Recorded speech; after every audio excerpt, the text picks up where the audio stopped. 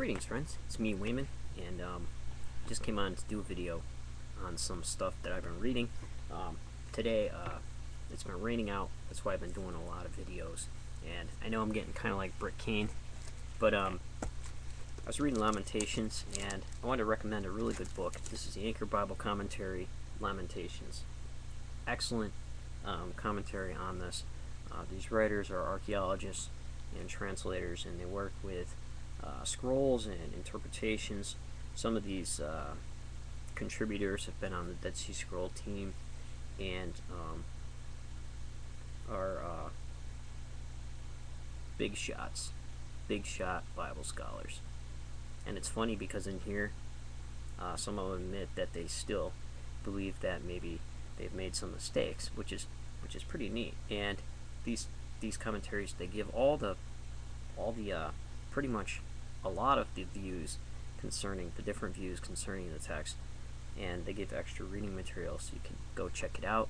And they also talk about word usage and writing styles, culture, all kinds of stuff. So this book here, because Lamentations is kind of small, only 5 chapters, it's kind of small. It only cost me $6, which is a pretty good deal for this book. What I discovered when reading, while I was reading that book and reading the text, is the interesting part of the sexual euphemisms in Hebrew literature. And I'm just using this as an example to show how important Hebrew is when trying to figure out literature and how to get a better meaning rather than just a Sunday school class meaning of the text. Anybody can do this. You can go to blueletterbible.com, click on get Strong's Concordance or whatever. It puts all the little numbers in with the text. That way you have the Hebrew right there. You can see how many times words are used, and as you'll see, sometimes they're used twice, the same word, and it's not always translated maybe like it should be. And then you get into the whole translation bit, and you start liking some translations because it expresses the Hebrew better than others. And so I don't have one favorite Bible anymore.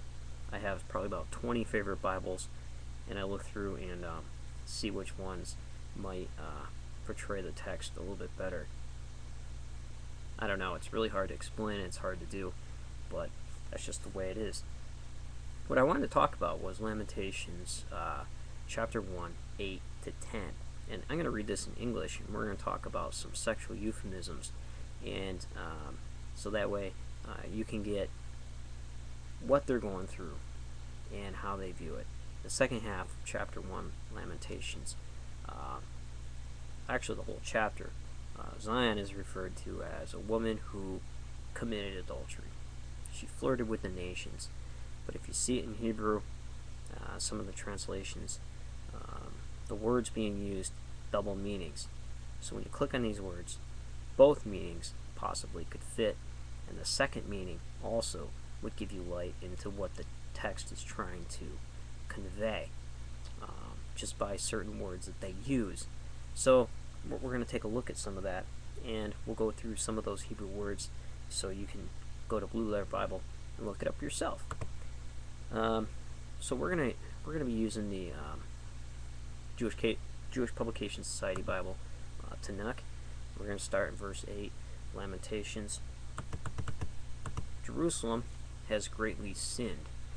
And right here is a double word for sin. Here the word it starts out hata, Jerusalem, al-kan, lanadia.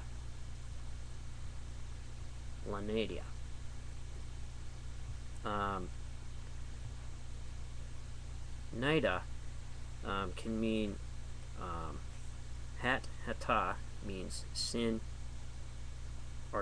and hata means turn back. So that's a play on words. Here, nida is means can mean sexual impurity, or it can mean also menstruation.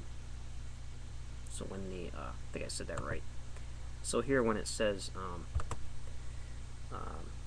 Therefore she becomes a mockery. All who admired her despised her, for they have seen her disgrace. So, Yada would be right here, disgraced, and she can only sigh and shrink back. Her uncleanness clings to her skirts. She's bleeding, she's unclean.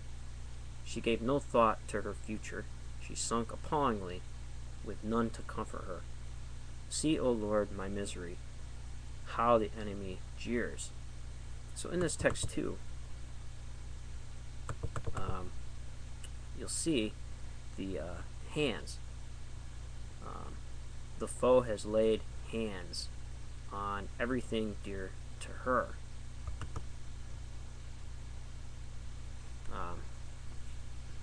Yadov,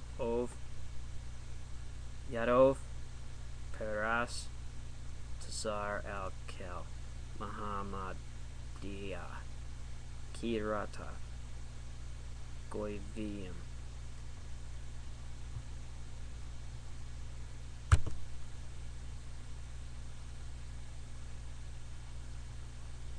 The foe has laid hands on everything dear to her, and she has seen her sanctuary invaded by the nations, which you have denied admission into your community. Sanctuary, usually in these texts, you can figure out what that is. It'd be her vagina. All her inhabitants sigh as they search for bread. They have bartered their treasures for food to keep themselves alive. See, O Lord, and behold, how abject I have become. So, take a look at some of that. And in Jewish literature, if you see words repeated in a verse, ask why. If you see a word used double times next to each other, ask why. And if you see word plays, words that seem to be spelled alike, but maybe have a different vowel, ask why. Because usually it's a word play. Like the word city. Like ear and can mean city, or devastation and destruction or excitement,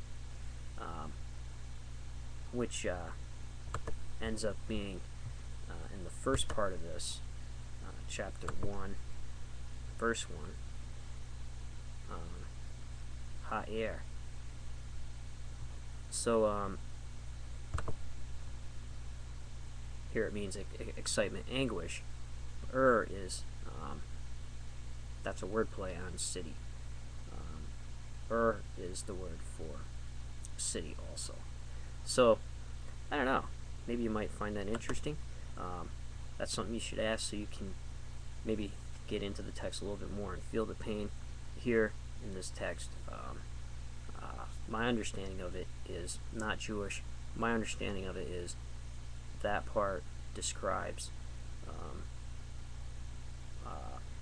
Zion. Here the text is saying she flirted with the nations, and when they seen her fall, they gang raped her, entered her sanctuary, and now she's unclean, and now she's a servant to all. So truly sad indeed. So not only this would speak for the people who are saying this. When you read this, you're saying this to the divine, but all the people, when they read it as a nation, the city says it to the divine, which is really interesting. And so take care, friends. And remember, everyone's thinking alike, and somebody isn't thinking.